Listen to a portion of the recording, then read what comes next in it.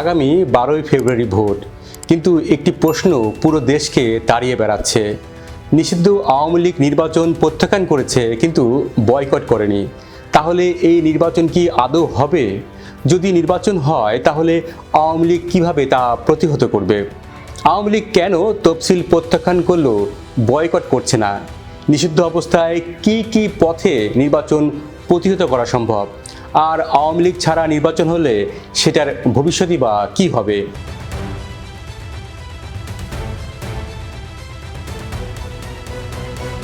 বাংলাদেশের রাজনীতিতে নির্বাচন বয়কট নতুন কিছু নয়।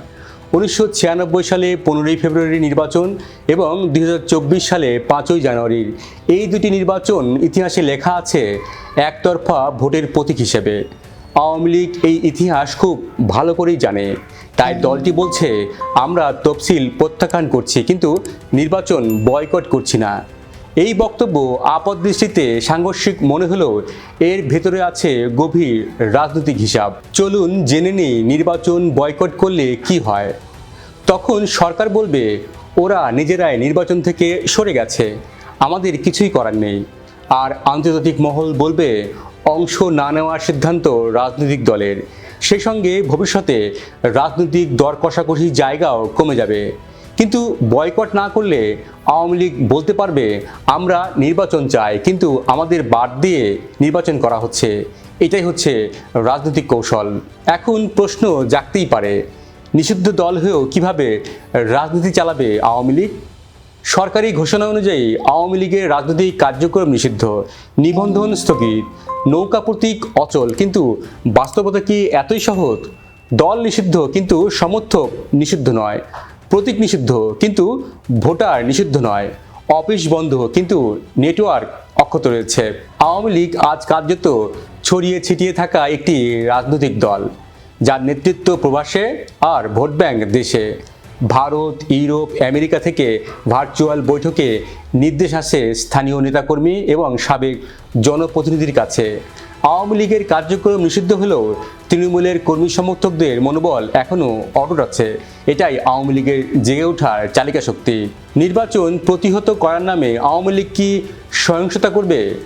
আওয়ামী লীগ বলছে আমরা নির্বাচন প্রতিহত করব, কিন্তু প্রতিহত মানে কি আগুন, ভাঙচুর, সহিংসতা? প্রতিহতের নামে আওয়ামী লীগ সহিংসতার পথে কি হাঁটবে? কারণ আওয়ামী লীগ জানে সহিংসতা মানে আন্তর্জাতিক বৈধতা হারানো।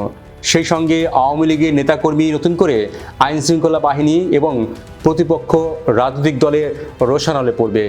তাই এই সংকট সময়ে সহিংসতার পথে নেমে দলের অস্তিত্ব আরও ঝুঁকির মুখে ফেলবে না আওয়ামী লীগ। তাহলে নির্বাচন প্রতিহত করার পথগুলো আসলে কি? আওয়ামী লীগ সম্ভাব্য 5টি প্রতিহত কৌশল নিতে পারে। কৌশল 1, ভোটার অনুপস্থিতি। সবচেয়ে শক্তিশালী অস্ত্র, ভোট কেন্দ্রে না যাওয়া। যদি আওয়ামী লীগের বড় অংশের সমর্থক ভোট কেন্দ্রে না যায় তাহলে ভোটের হার কমবে, নির্বাচনের গ্রহণযোগ্যতা প্রশ্নবিদ্ধ হবে, সরকার আন্তর্জাতিক চাপের মুখে পড়বে। এটা হচ্ছে নীরব প্রতিরোধ। কৌশল 2, নীরব নির্দেশনা। আওয়ামী লীগ সরাসরি কাউকে সমর্থন দেবে না, কিন্তু নির্দিষ্ট এলাকার নির্দিষ্ট প্রার্থীকে গোপনে সমর্থন দিতে পারে। স্থানীয়ভাবে বার্তা যাবে ওকে ভোট দিও না, অর্থাৎ কারো পক্ষে কাজ না করে অন্যদের ঠেকানো। একে বলা হয় প্রতিরোধ গড়ে তোলা। কৌশল 3, আইনগত এবং সাংবিধানিক প্রশ্ন তোলা। আওয়ামী লীগ এখন রাজপথের চেয়ে আইনি এবং সাংবিধানিক লড়াইকে গুরুত্ব দিচ্ছে। নির্বাচন কমিশনের বৈধতা, ইউনূস সরকারের অধীনে নির্বাচন আয়োজনের আইনগত ভিত্তি, আন্তর্জাতিক চুক্তি এবং গণতান্ত্রিক মানদণ্ড, এই যুক্তিগুলো তুলে ধরতে পারে জাতিসংঘ, ইইউ, কমনওয়েলথ এবং মার্কিন কংগ্রেসে। কৌশল 4, আন্তর্জাতিক বৈধতার সংকট তৈরি করা।